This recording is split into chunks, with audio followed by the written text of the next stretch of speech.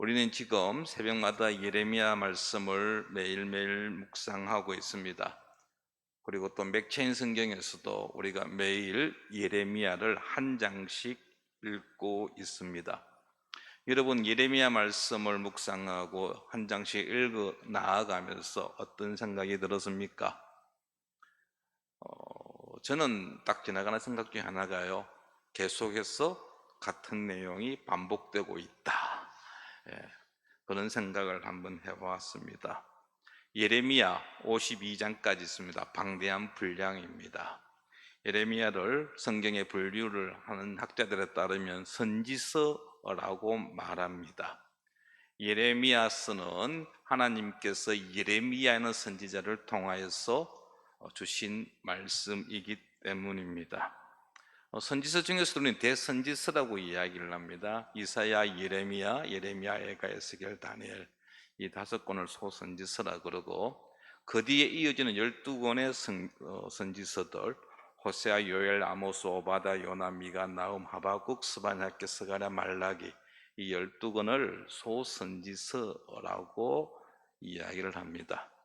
대선지서, 소선지서 이렇게 구분하고 있지만 특별한 의미는 없습니다. 다만 그 분량이 많고 적다라는 그런 차이에서 오는 분류입니다. 우리는 선지서를 읽어 내려갈 때에 이런 생각들을 해봅니다. 오해하는 것 중에 하나가 뭐냐면, 이 선지서에는 미래의 말씀이 기록되어 있는 성경 아니냐 라는 생각들을 하는 분들이 간혹 있습니다. 선지서는 하나님께서 하시고자 하는 말씀을 선지자를 세워서 그의 입술을 통해서 선포되어진 말씀을 기록한 성경입니다. 그래서 이 선지자들이 미래의 어떤 일어날 사건을 예언하는 걸로 알고 있는 분들이 간혹 있는데, 그렇지는 않습니다. 선지서는 미래의 이야기를 하고 있는 것이 아니라 하나님을 대신한 말씀이 선포되는 것입니다. 선지자는 미래의 이야기를 하는 것이 아니고요, 하나님을 대언한 자입니다. 그런데 하나님께서 하시는 말씀이 맞는 부분이 앞으로 일어날 일에 대해서 말씀하셨기 때문에 선지서의 내용은 대체로 미래에 관한 내용들이 많을 뿐입니다. 그러면 우리는 이 선지서를 묵상하고 읽을 때에 그 배경에 대해서 좀 알 필요가 있습니다. 이 선지서를 기록한 선지자가 누구인지, 그에 대한 인적 배경, 그리고 시대적 상황, 무엇보다도 중요한 것은 누구를 향하여서 하나님께서 세운 선지자인가, 누구를 향한 하나님의 메시지인가를 우리가 알 때에 선지서의 내용을 좀 더 깊이 묵상할 수 있고, 또 하나님의 뜻을 제대로 분별할 수 있는 것입니다.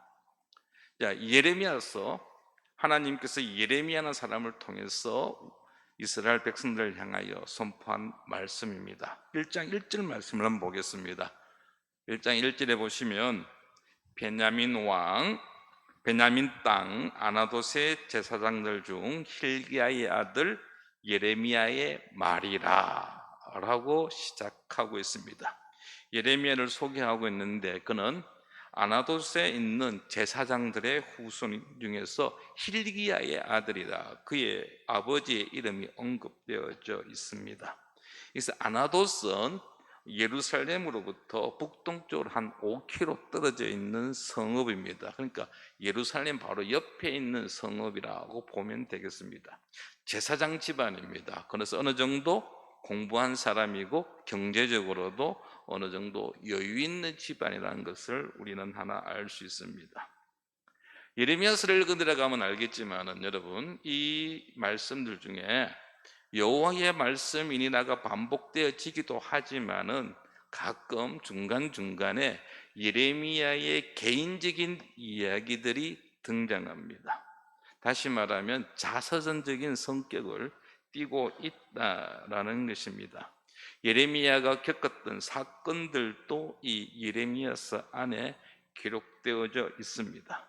고향 사람들에게 위협을 받았던 이야기, 성전 책임자였던 바수울에게 폭행을 당한 이야기, 또 성전의 한 곳에 갇혔던 이야기, 여호와 김이라는 왕이 즉위했을 때에 성전에서 행한 설교 때문에 종교 지도자들과 있었던 충돌, 그래서 처형당할 뻔했던 이야기, 또 요야김 4년 때는 유다에 대한 하나님의 심판을 선포하는 것 때문에 그 내용을 두루마리책에 기록하였는데 왕이 열받아 가지고 체포되어졌는데 그 상황에서 도망친 이야기, 시드기야 통치 때는 바빌론의 앞잡이로 몰려가지고 우리나라 선이 뭐 친일파 그러잖아요.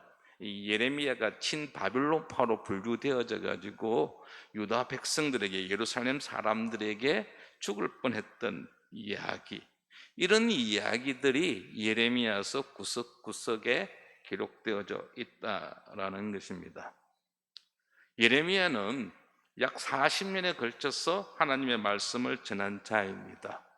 1장 2절과 3절 말씀을 한번 보시기 바랍니다. 1장 2절과 3절에 보면 아몬의 아들 유다 왕 요시야가 다스린 지 13년에 여호와의 말씀이 예레미야에게 임하였고, 요시야의 아들 유다 왕 여호야김 시대부터 요시야의 아들 유다의 왕 시드기야의 11년 말까지 곧 5월에 예루살렘에 사로잡혀 가기까지 임하니라 했습니다. 요시야 왕이 있었습니다. 그가 즉위한 지 13년째 되는 그때, 기원전 627년경입니다. 그때부터 예레미야가 하나님의 말씀을 전하기 시작했습니다. 언제까지? 시드기야 왕 마지막 때, 예루살렘이 멸망하는 기원전 586년, 약 한 40년 동안, 오랜 세월 동안 하나님의 말씀을 대언한 선지자였습니다. 그로부터 들었던 메시지는, 예레미야가 선포한 메시지가 듣는 대상은 대부분이 남유다 백성들이었습니다. 왜냐하면 이때는 이미 북이스라엘이 멸망하고 없는 상황이었습니다. 국제적인 정세를 보면 아수르는 점점 몰락해가고 있었고 바빌론은 점점 더 강성해져 가는 그런 시대적 환경을 가지고 있었습니다. 우리는 예레미야를 가리켜서는 눈물의 선지자라는 표현을 합니다. 왜냐하면 예레미야는 자기의 눈으로 조국인 남유다가 멸망하는 모습을 지켜보았습니다. 솔로몬이 지었던 그 호화스러운 예루살렘 성전이 불타 사라지는 모습을 목도했습니다.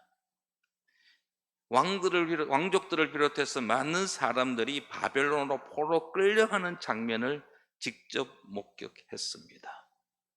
그는 이스라엘 백성들을, 유다 백성들을 향하여서 하나님께서 너희들을 심판하실 것이다, 너희들이 지은 죄로 인하여 하나님의 심판이 임할 것이라는 것을 계속 반복해서 선포하였음에도 불구하고 그 말씀에 귀를 기울이지 아니하는 유다 백성들의 멸망하는 모습을 보면서 너무나 안타까웠고 너무 슬펐고, 그래서 그는 눈물 흘리던 선지자였기에 그를 향하여서 우리는 눈물의 선지자라고 말을 합니다. 예레미야의 이름의 뜻은 하나님이 세우신다, 하나님이 높여주신다 라는 뜻입니다.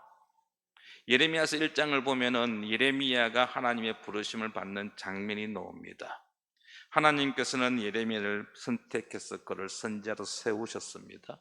그리고 그를 높여주셨습니다. 예레미야의 예언에 대하여 못마땅하였던 많은 적대자들이, 대적자들이 예레미야를 죽이려고 여러 번 시도하였지만 하나님께서는 그를 지켜주었습니다. 백성들이 그를 무시하고 거절하며 박해하였지만은 하나님이 세우신 예레미야는 끝까지 자신에게 주어진 사명을 온전히 감당한 선지자입니다. 그는 어떤 상황 속에서도 자기에게 주어진 일을 포기하지 않았습니다. 하나님의 부르심에 순종한 선지자였습니다. 신실하게 하나님의 말씀을 선포한 선지자였습니다. 여러분 생각을 한번 해보십시오. 지금 이 예레미야 입에서 나오는 하나님의 말씀이 듣는 유다 백성들에게는 귀에 거슬리는 내용입니다. 그들의 길을 즐겁게 하는 내용이 아닙니다. 유다 백성들을 향해서 그들의 죄를 질책합니다. 너희들이 하나님 앞에서 우상을 숭배했다. 너희들이 주변의 사회의 약자들, 너희들의 이웃들을 돌보지 아니한 죄를 지었다라고 반복해서 그들의 죄를 지적하고 있는데, 그 설교를 듣는 남유다 백성들이 여러분 예레미야를 좋아했을까요? 여러분, 죄를 지적하는 것도 한두 번이죠. 반복해서 여러분 한번 이야기를 들었다는 생각을 해보십시오. 결코 듣는 자들이 좋아할 리가 없습니다. 예레미야라고 해서 여러분들 그들을 향해서 죄만 질책하기를 원했을까요? 그런데 하나님께서 주셨기 때문에 예레미야는 어쩔 수 없이 그들의 죄를 질책하고 그들에게 주어질 마지막 심판에 관하여 선포할 수밖에 없었던 것입니다. 그는 세상과 타협하지 않았습니다. 자신의 목숨을 걸고 자신에게 주어진 하나님의 말씀을 선포한 선지자였다라는 것입니다. 하기 싫어도, 피하고 싶어도 그는 자신에게 주어진 일을 온전히 감당한 자였다라는 사실입니다. 성도 여러분, 하나님이 우리를 택하여 부르셨습니다.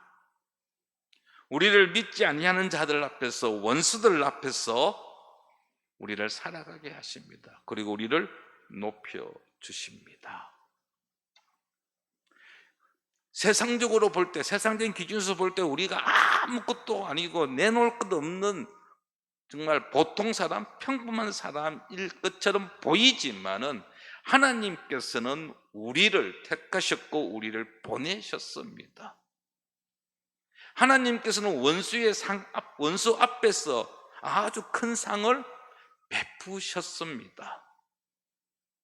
이 세상을 향하여 비교하면서 자기 자신에 대해 낙심하거나 여러분 열등감을 가지지 않기를 바랍니다. 하나님께서 우리에게 맡겨진 그 사명을 온전히 감당해 나가는 성도들 되기를 바랍니다. 예레미야는 자신의 생명을 걸고 하나님의 부르심에 순종한 삶을 살았습니다. 우리 역시 우리의 삶의 현장 그곳에서 하나님의 그 부르심에 순종하는 삶을 살아가기를 바랍니다. 우리가 예레미야 말씀을 묵상하면서 몇 가지 알아야 할 것이 있는데, 이 예레미야서는 다른 선지서와는 달리 앞서 이야기했던 것처럼 자서전적인 성격을 띠고 있습니다. 그리고 하나님을 인내하시고 거룩한 분으로 묘사하면서 하나님의 심판에 관하여 분명하게 명확하게 선포하고 있다라는 것입니다. 그리고 역사적으로 볼 때 이스라엘의 남유다의 마지막 시기입니다. 그런데 하나 좀 재밌다기보다는 이 예레미야 갖고 있는 특징 중 하나가 무엇이냐면요, 이 예레미야서 안에는 선지서임에도 불구하고 다양한 형태의 문학 형식들이 혼합되어 있다라는 것입니다. 시도 있고 슬픈 노래도 있고 비유도 있고 역사도 있고. 그래서 여러분 이사야서나 에스겔 말씀보다 예레미야서가 읽기가 한결 좀 수월합니다. 이래저런 형식들이 있기 때문에 좀 덜 뭐라 그럴까요, 좀 지겹지 않다라고 할 수 있겠습니다. 마지막으로 이 예레미야서 특징 중 하나가 뭐냐면요, 시대 순으로 기록되어 있지 않다는 것입니다. 예레미야가 하나님의 말씀을 약 40년 동안 선포하는 사역을 했는데, 그가 사역할 때에 남유다의 왕이 모두 5명입니다. 요아스 왕을 비롯 시작해가지고 요아하서, 요야김, 요야긴, 시드기야까지 이 5명의 왕을 이어져 가는 과정 속에서 하나님의 말씀을 선포한 자인데, 이것이 예레미야서 내용이 이 왕들의 순서에 따라, 시간적인 순서에 따라서 기록되어 있는 것이 아니라 왔다 갔다 한다라는 것입니다. 물론 마지막 적은 예루살렘의 멸망이기 때문에 시드기야 왕으로 끝나지만은 중간중간에 보면은 왔다 갔다 하기 때문에 잘 집중해서 보지 아니하면은 헷갈리죠. 이게 어느 왕 때 이야기지, 어떤 사건이지, 그는 우리로 하여금 혼란을 주기도 한다라는 것입니다.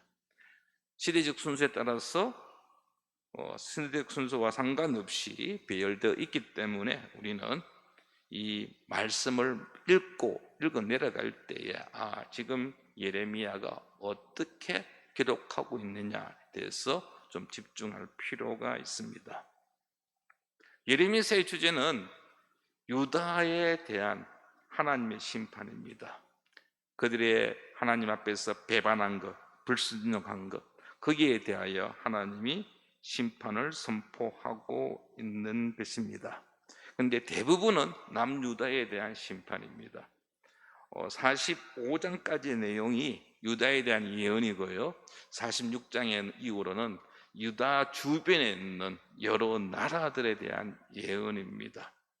이것은 하나님이 이스라엘의 하나님이로만 국한되어지지 않는다라는 것입니다. 하나님은 이스라엘을 택하여 그들을 하나님의 백성으로 삼았지만은, 그리고 그들 가운데 놀라운 역사를 행하셨지만은 주변에 다른 이방인들 역시 하나님의 주권 아래에 있다라는 사실을 우리에게 말씀하고 있는 것입니다. 성도 여러분, 하나님은 우리 믿는 자들의 하나님 분명합니다.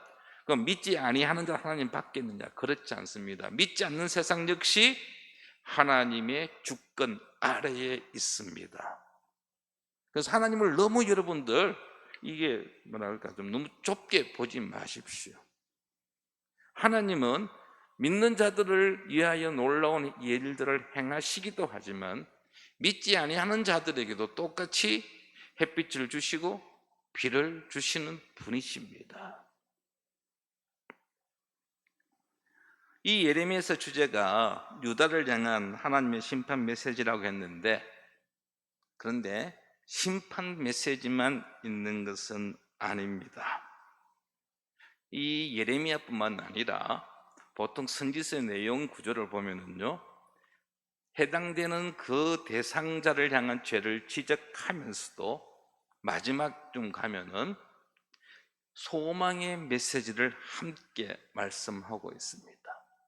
다시 말하면 돌아올 수 있는 기회를 주고 계신다라는 것입니다. 예레미야서도 마찬가지입니다.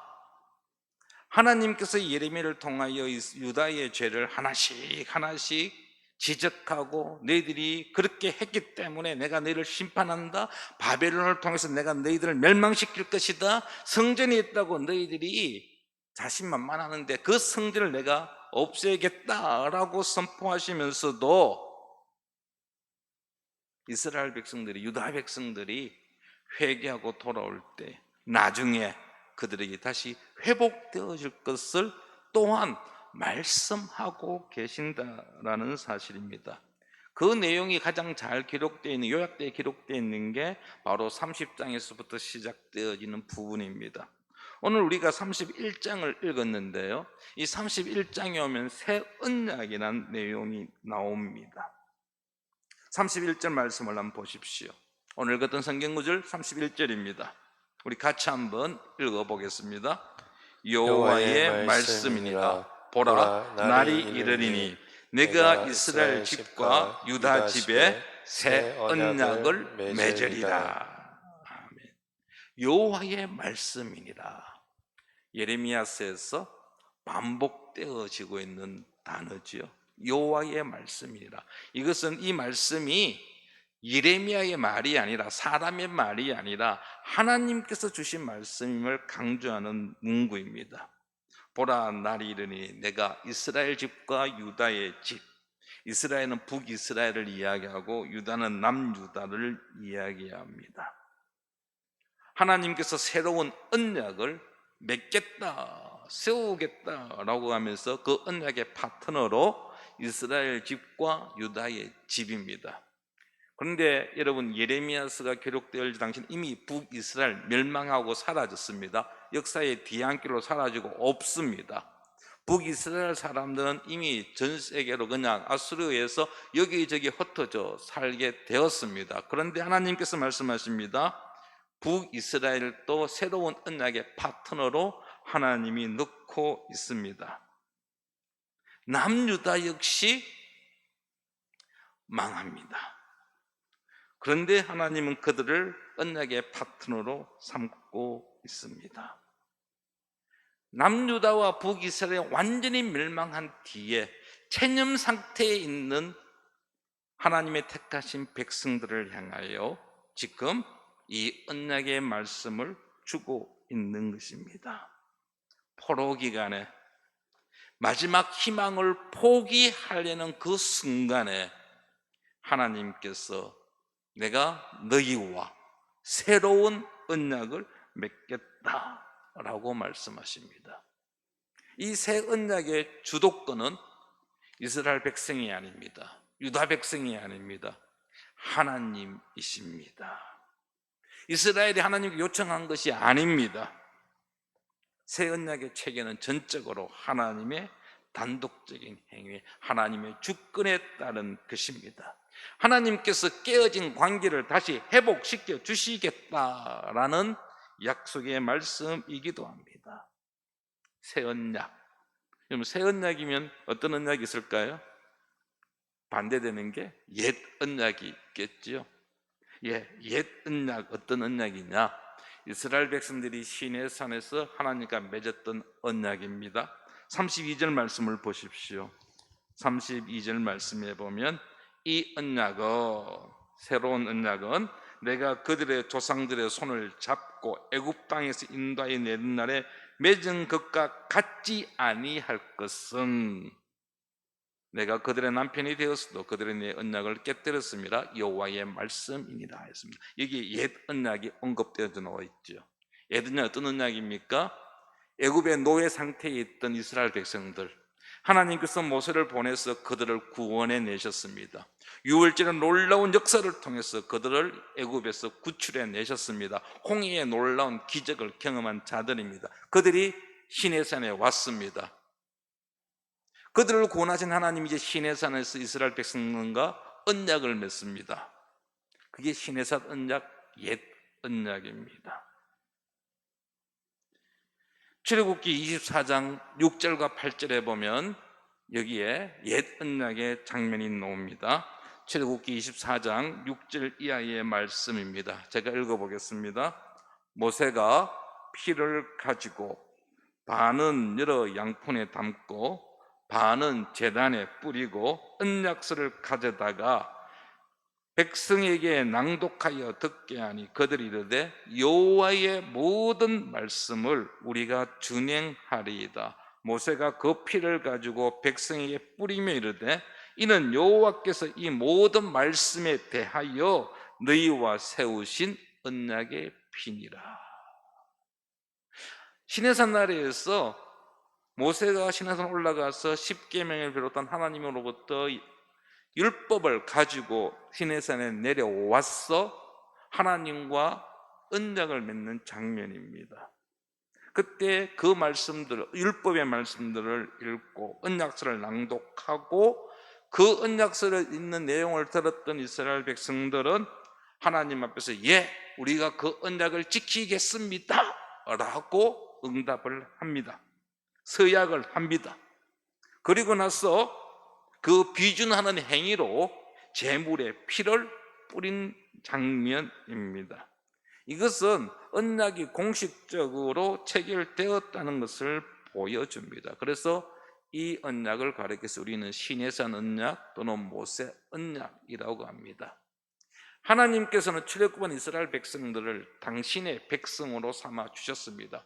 이 말씀은, 이 언약은 하나님께서 이스라엘의 모든 것을 다 책임지시겠다라는 것입니다. 하나님께서 이스라엘의 왕으로서 모든 것을 다 감당하시겠다라는 것입니다. 그러면서 이스라엘 백성이 요구한 것은 내가 이제 너희의 왕이고 너희의 주인이니 너희들은 나의 말에 순종하라. 이게 이스라엘과 하나님과의 첫 번째 언약, 옛 언약의 내용입니다. 그런데 이스라엘 백성들이 이 언약을 파기하였습니다. 32절 말씀도 보면 그들이 내 언약을 뭐 했다고요? 깨뜨렸다라고 했습니다. 예레미야 11장 10절 말씀입니다. 예레미야 11장 10절에 보면 이렇게 되어 있습니다. 그들이 내 말 듣기를 거절한 자기들의 선조의 제약으로 돌아가서 다른 신들을 따라 섬겼은즉 이스라엘 집과 유다 집이 내가 그들의 조상들과 맺은 언약을 깨뜨렸도다. 하나님의 언약을 깨뜨린 게 아닙니다. 이스라엘 백성들이 하나님 앞에서 맺었던 이 언약을 깨뜨렸습니다. 지키지 않았습니다. 이스라엘이 하나님 앞에서 오직 하나님 한 분만을 섬기겠다라고 약속해 놓고 다른 신들을, 우상들을 섬겼습니다. 하나님께서 내가 너희의 남편이다, 너희의 주인이다라고 선포하였음에도 불구하고 이스라엘 백성들은 가나안의 대표적인 우상이었던 바알이 우리의 주인이고 우리의 남편이라고 했다라는 것입니다. 그래서 지금 하나님께서 언약이 파기되어졌기 때문에 새로운 언약을 맺겠다라고 말씀하시고 그 언약을 맺은 것입니다. 옛 언약과는 차원이 다른 새로운 언약을 선언하고 계십니다. 옛 언약 안에 어떤 결함 때문이 아닙니다. 옛 언약이 뭔가 부족해서 2% 부족해가지고 새로운 언약을 하나님께서 이스라엘 백성들에게 내놓은 것이 아닙니다. 그 이유는, 그 원인은 이스라엘 백성에게 있습니다. 이스라엘 백성들이 그 언약을 지키지 못하였기에 그들의 무능함 때문에 새로운 언약이 체결되어지는 것입니다. 33절 말씀을 보시기 바랍니다. 33절에 보면 그러나 그날 후에 내가 이스라엘 집과 맺을 언약은 이러하니 곧 내가 나의 법을 그들의 속에 두며 그들의 마음에 기록하여 나는 그들의 하나님이 되고 그들은 내 백성이 될 것이라 여호와의 말씀이니라. 아멘. 새 언약이라서 내용이 새롭게 달라진 것이 아닙니다. 내용은 같습니다. 다만 형태가 바뀌었습니다. 옛 언약과 새 언약의 차이점이 있다라고 한다면 그 언약을 어디에 두었느냐는 것입니다. 모세가 시내산 올라가서 율법을 받아 내려올 때 그의 손에 무엇이 있었습니까? 돌판이 있었습니다. 하나님의 말씀, 하나님 율법이 새겨진 돌판을 가지고 내려왔습니다. 그런데 새로운 언약은 어디에 둔다고요? 그들의 속에 두며 마음에 기록하여 라고 했습니다. 돌이 아닌 마음에 하나님께서 기록한다라는 것입니다. 우리들 마음에 이 언약을 기록해 두겠다는 것입니다. 우리의 마음에 기록되어진 이 언약은 어느 누구도 잊을 수가 없지요. 마음판에 딱 새겨져 있으면 어떻습니까? 어디에서든지 언제든지 우리는 그 언약을 기억하게 됩니다. 돌에 새겨진 언약은 어느 특정한 곳에만 있습니다. 그래서 그곳을 떠나면 그 언약을 우리는 잊고 우리 마음대로 생활할 수 있습니다. 그런데 새로운 언약은 그게 아니죠. 우리의 마음판에 새겨집니다. 그래서 34절 말씀에 보면 이렇게 되어 있습니다. 그들이 다시는 각기 이웃과 형제를 가르쳐 이르기를 너는 여호와를 알라 하지 아니하리니 이는 작은 자로부터 큰 자까지 다 나를 알기 때문이라. 내가 그들의 악행을 사하고 다시는 그 죄를 기억하지 아니하리라. 여호와의 말씀이니라. 하나님의 언약이, 새로운 언약이 우리의 마음판에 새겨져 있기 때문에, 새겨져 있다는 것은 우리 모두가 그 새 언약의 내용을 안다라는 것입니다. 그래서 그 언약에 관하여 우리에게 설명해 줄 중개자가 필요 없습니다. 이스라엘 백성들이 하나님 앞에서 범죄하여서 하나님 앞에 나올 때 보면 항상 그 가운데 중개자들이 있었습니다. 모세가 있었고 여호수아가 있었고 사무엘이 있었고 에스라가 있었고 느헤미야가 그 중개자 역할을 했습니다. 그래서 그들이 하나님의 율법을 읽어주면 그 율법을 듣고서 이스라엘 백성들은 눈물 흘리며 회개하며 하나님 앞에 나와서 통회하며 하나님께 돌아오는 역사들이 있었습니다. 근데 이제는 그럴 필요가 없습니다. 왜? 우리의 각자의 마음판에 새겨져 있기 때문에 성령 하나님께서 이제 우리로 하여금 언제든지 어디에서든지 그 말씀을 기억하게 하시기 때문에, 그래서 하나님에 대한 지식을 가르칠 필요가 없다라는 것입니다. 그리고 하나님께서 말씀하십니다. 이 악행을 용서하시고, 내가 그들의 악행을 사하고 용서하시고 다시는 그 죄를 기억하지 아니하리라. 기억하지 않겠다라는 것입니다. 책임을 묻지 않겠다라는 것입니다. 여기서 기억하지 않는다라는 것은 이 법률 용어입니다. 여러분들 법정에 가시면은, 저도 한 번도 법정에 가본 일이 없기 때문에 그냥 TV 드라마로만 제가 봤지만은, 보면은 이제 변호사와 검사가 막 주고받고 막 하다가 논의를 하다가 마지막에 이제 판사가 이제 결정을 내리잖아요. 그래가지고 이제 판사가 그 결정문을 읽어 내려갑니다.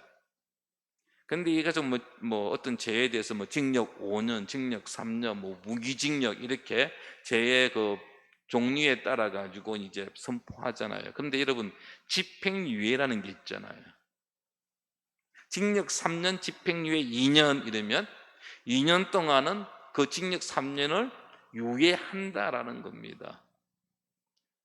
다시 말하면 2년 동안은 그 죄에 대해서 묻지 않겠다라는 것이죠. 그래서 2년 동안 아무런 사고 없이 잘 살면은 징역 3년은 자연스럽게 사라지는 것입니다. 그런데 하나님께서는 우리를 기억하지 않겠다는 거죠. 무슨 이야기입니까? 무죄로 방면하겠다라는 것입니다. 다시는 그 죄를 가지고 우리에게 시비를 걸지 않도록 하겠다라는 것입니다. 우리가 행하였던 모든 죄, 거기에 대해서 하나님께서 묻지 않겠다라는 것입니다. 왜요? 무엇 때문입니까? 바로 예수 그리스도의 피 때문입니다. 내가 감당해야 될, 우리가 감당해야 될 그 죄의 값을 예수 그리스도께서 온전히 감당하셨기 때문에 더 이상 하나님은 우리에게 우리가 행한 죄에 대하여 묻지 아니하시는 것입니다. 하나님의 뜻과 상관없이 내 마음대로 살았던 것 책임 묻지 않겠다라는 것이죠. 어떤 우리의 악한 행위에 대해서도 하나님은 문제 삼지 아니하시고 기각시키는 것입니다. 이 새 언약은 엄청난 구원의 약속입니다. 죄로 인하여 신음하며, 죄 때문에 고민하며, 죄 때문에 스트레스 받으며, 죄 때문에 정말 얼굴에 인상 찌그리며 살아가야 될 우리에게 이 새 언약은 기쁨을 주고 평강을 주는 것입니다. 이 새 언약의 기초는 하나님의 무조건적이고 일방적인 사랑입니다. 하나님의 은혜입니다. 이스라엘 백성들이 하나님께 요구한 것 아닙니다. 하나님께서 이 언약을 선포하셨습니다. 그리고 이 언약을 이루어지기 위하여 예수 그리스도를 이 땅에 보내셨습니다. 성도 여러분, 하나님께서는 우리의 죄를 기억하지 아니하시고 온전히 회복시켜 주시겠다라고 말씀하십니다. 하나님은 결코 우리를 버리지 아니하십니다. 다만 우리가 하나님을 떠날 뿐입니다. 하나님께서는 우리를 위하여 놀라운 계획을 갖고 계십니다. 그리고 그 계획에 따라 오늘 또 일하고 계십니다. 다만 우리가 그 계획을 알지 못하기에 불안해하거나 두려워할 뿐입니다. 신실하신 하나님을 온전히 신뢰하십시오. 우리가 예레미야서를 계속해서 지금 아침마다 묵상하는, 새벽마다 묵상하는 예레미야는 8월 말까지 우리가 예레미야 25장까지 이제 묵상하게 됩니다. 그리고 맥체인 성경을 통해서 우리가 이제 15장, 16장 읽고 있잖아요. 그러니까 아직도 뭡니까? 한 달 가까이 우리가 예레미야 말씀을 읽어야 할 것입니다. 이 무더운 여름 예레미야 말씀을 하루하루 매일매일 읽고 묵상하면서 하나님께서 얼마나 우리를 사랑하시는지를 다시 한번 발견하시기 바랍니다. 여러분, 혼내는 거 한두 번 질책하면 되는 거 아니에요? 그런데 하나님은 계속 반복해가지고 말씀하십니다. 죄에서 떠나라고 말씀하십니다. 아직 우리의 삶 속에서 예수를 믿지만은, 그리스도인이 되었지만은 아직도 가지고 있는 옛사람의 습관이 있다라고 한다면 우리는 과감하게 그것들을 버려야 할 것입니다. 하나씩 하나씩 정리해야 합니다. 왜냐하면 하나님이 우리를 택하신, 우리를 불러주셨기 때문에 하나님이 속한 자로서 하나님을 실망시키는 일은 하지 말아야 할 것입니다. 이 땅에서 하나님이 기뻐하시는 온전한 그리스도인의 삶을 살아가는 우리 모든 성도들 되기를 바랍니다. 하나님의 인도하심에 순종하며 따라가는, 하나님의 말씀을 귓등으로 흘러보내지 아니하고 그 말씀이 어떤 말씀이든지 내 마음판에 새기고 그 말씀을 붙잡고 승리의 삶을 살아가는 우리 모든 성도들 되기를 축원합니다.